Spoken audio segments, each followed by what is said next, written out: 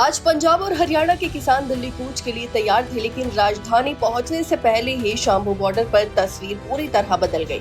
Haryana police ने तड़के ही border को पूरी तरह सील कर दिया। भारी बैरिकेडिंग, पुलिस बल की तैनाती और हाईवे पर कड़ी निगरानी। नतीजा ये हुआ कि किसानों के कदम दिल्ली की ओर बढ़ने से पहले ही थम गए।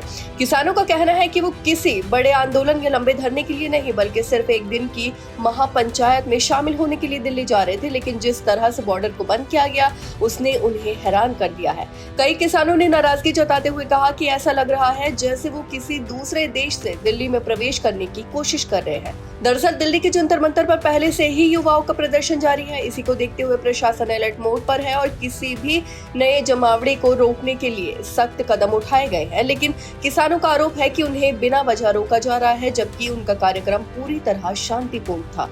चलिए अब आपको बताते हैं कि आखिर क्यों बुलाई गई है ये महापंचायत। इस पूरे घटनाक्रम की जड़ में भारत और अमेरिका के बीच प्रस्तावित मुक्त व्यापार समझौता FTA है। किसान संगठनों को डर है कि अगर ये समझौता लागू हुआ तो अमेरिकी कृषि, डेयरी और पोल्ट्री उत्पाद भारतीय बाजारों में बड़ी मात्रा में आएंगे। सस्ते विदेशी उत्पादों के चलते देश के छोटे किसानों और मजदूरों की आय पर सीधा असर पड़ेगा। वहीं किसान नेताओं सरवन सिंह पंधेर और गुरनाम सिंह चडूने ने साफ कहा है कि ये समझौता भारतीय कृषि के लिए बड़ा खतरा बन सकता है। उनका मानना है कि विदेशी उत्पादों की एंट्री से स्थानीय किसानों की प्रतिस्पर्धा खत्म हो जाएगी और ग्रामीण अर्थव्यवस्था को झटका लगेगा। इसी चिंता को लेकर देश भर के करीब 550 किसान संगठनों और सामाजिक मंचों को इस महापंचायत में शामिल होने के लिए बुलाया गया था। हालांकि हरियाणा में कई किसान नेताओं को उनके घरों पर ही नजरबंद कर दिया गया। सुबह 5 बजे दिल्ली कूच का ऐलान करने वाले किसान अब रास्ते में ही रुक गए हैं।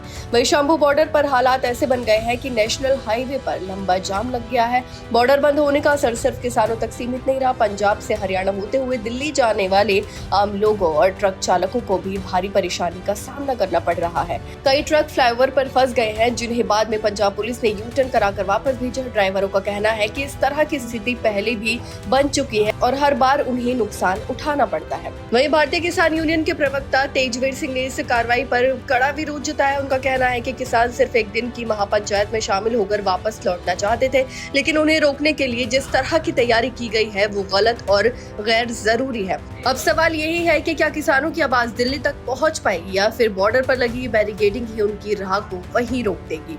आपके इस बारे में क्या राय है, हमें कमेंट करके जरूर बताएं। फिलहाल इस खबर में बस इतना ही और ऐसे ही तमाम खबरों को देखने के लिए देखते रहिए भारत एक्सप्रेस।